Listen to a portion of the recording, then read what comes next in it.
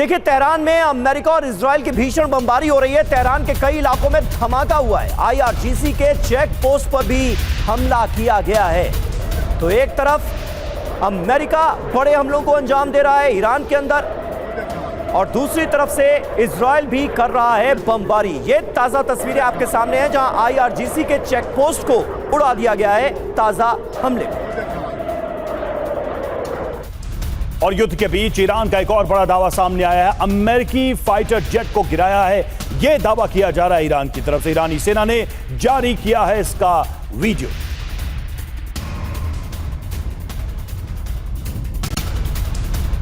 और वहीं central Israel पर ईरान का मिसाइल अटैक। ईरान ने क्लस्टर वॉरहेड से हमला किया है। हमले के कारण सेंट्रल इजराइल में मची तबाही, रिहायशी इमारतों को भारी नुकसान पहुंचा।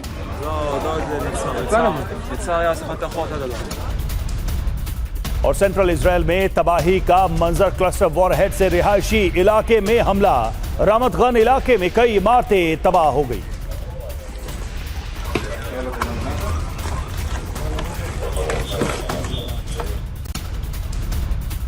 और अहम खबर तो इराक से भी है। इराक के इरबिल में भीषण तबाही हुई है। ईरान ने इरबिल पर ताबड़तोड़ हमले किए हैं। ईरान के मिसाइल हमलों से इरबिल एक बार फिर दहल उठा है। ये देखिए तस्वीर।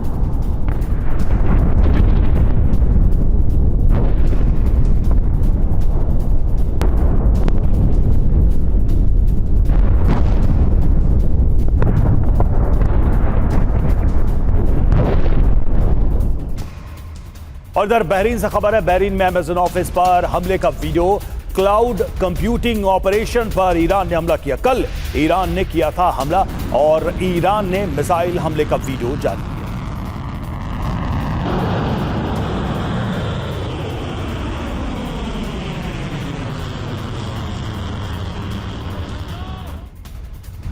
और वहीं दुबई पर भी ईरान का बड़ा हमला हुआ है। IRGC की तरफ से इस हमले को अंजाम दिया गया। अमेरिकी टेक्नोलॉजी कंपनी पर हमला किया गया और ओरेकल डेटा सेंटर को ताजा हमले में टारगेट किया गया है।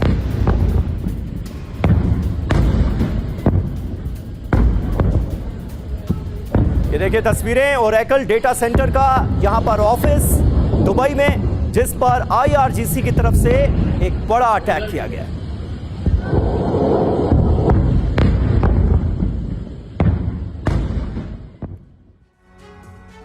तो ईरान कर रहा है ताबड़तोड़ प्रहार। अरब में इंफ्रास्ट्रक्चर पर अटैक, अबू धाबी में अटैक हुए हैं, बहरीन में अटैक हुए हैं, दुबई में अटैक हुए हैं, और कहां कहां अटैक हुआ ये देखिए पूरी लिस्ट। अबू धाबी में अमेरिकी इस्पात उद्योग को टारगेट किया गया। बहरीन में अल हद औद्योगिक सिटी है, इसको टारगेट किया गया। इसके अलावा यहां की एल्युमिनियम फैक्ट्री को भी निशाना बनाया गया। दुबई में ओरेकल डेटा सेंटर के दफ्तर पर हमला हो गया। बहरीन में अमेज़न के दफ्तर पर हमला किया गया है। और याद कीजिए, ईरान की तरफ से साफ तौर पर यह कहा गया था कि अब अमेरिकी कंपनियों पर हमले होंगे, जो कर्मचारी हैं वो दफ्तर छोड़ दें। बड़ी बात यह है कि सिविलियन इंफ्रास्ट्रक्चर पर सीधा हमला हो रहा है। टारगेट पर इकोनॉमिक और टेक हब सीधे तौर पर नजर आ रहे हैं। खास बात यह है कि डेटा सेंटर पहली बार मिलिट्री टारगेट बने हैं। प्रोफेसर संजय भारद्वाज, आने वाले वक्त में इसका कितना बड़ा असर पड़ सकता है, क्योंकि अब हम देख रहे हैं जंग का दायरा बढ़ रहा है। पहले मिलिट्री ठिकानों पर हमले हुए, फिर एनर्जी इंफ्रास्ट्रक्चर पर हमले शुरू हुए, जिसकी कीमत आज पूरी दुनिया को भुगतनी पड़ रही है। और अब जो अमेरिकन कंपनीज हैं, उनके दफ्तर चाहे दुबई में हो या फिर किसी भी अरब देश में, वो सेफ नजर नहीं आ रहे हैं। इस वक्त पूरी दुनिया की अर्थव्यवस्था के लिए कितना बड़ा खतरा आप देख रहे हैं। देखिए समीर, एक तो जो अटैक हो रहा है, आप ये देखिए अमेरिका पे और इजराइल पे इतने अटैक नहीं हो रहे जितने कि अमेरिकन बेसिस और अमेरिकन इंफ्रास्ट्रक्चर जो मिडिल ईस्ट में, हाँ। और वो भी बहुत डाइवर्सिफाइड हो रहे हैं। एक जगह नहीं हो रहे कि एक पर्टिकुलर उस पे हो रहे हैं, वो हर जगह ईरान उस जगह अटैक कर रहा है, जिससे जो आम जन है, जो दुनिया है, उनकी इकोनॉमी पर उसका प्रभाव पड़े। ये उसकी अपनी एक कोर्सिव डिप्लोमेसी और ये कई एक दबाव की नीति है कि जब तक ईरान पर, जो उसके इंफ्रास्ट्रक्चर पर, उनके अपने सिविलियंस पर अटैक नहीं रुकेंगे, तब तक ईरान पूरा का पूरा दुनिया को उसमें इन्वॉल्व करेगा।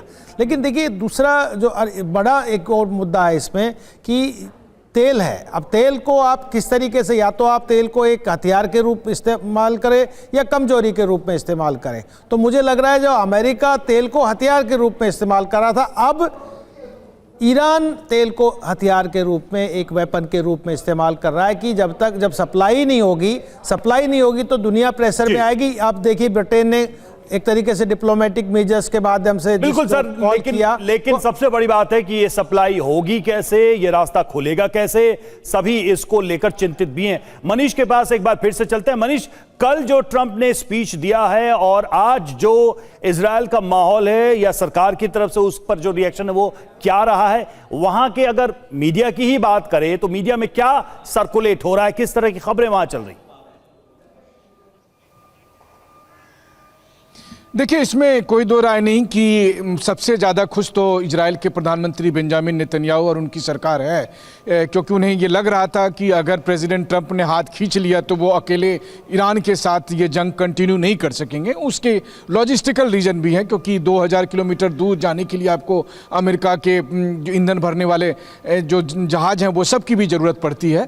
लेकिन हाँ, जब एक बार ट्रंप ने ये कह दिया है कि अगले 3 हफ्ते के लिए जंग जारी रहेगी, तो जाहिर है कि इजराइल की सरकार और इजराइल की सेना के लिए न केवल ये राहत है, बल्कि वो ईरान को इतने कम समय में, मतलब अगले 3 हफ्ते में जितना ज़्यादा कमज़ोर करना संभव हो सकता है वो करने की कोशिश करेंगे। लेकिन हाँ, उसका असर तो साफ तौर पर यहाँ दिख ही रहा है। जैसे कि मैंने आपको कहा कि यहाँ की अर्थव्यवस्था के साथ जो है, तो लोगों को लग रहा था, लोगों से जब बात करें तो लोग सोच रहे थे कि चलो कम से कम जंग खत्म हो जाएगी।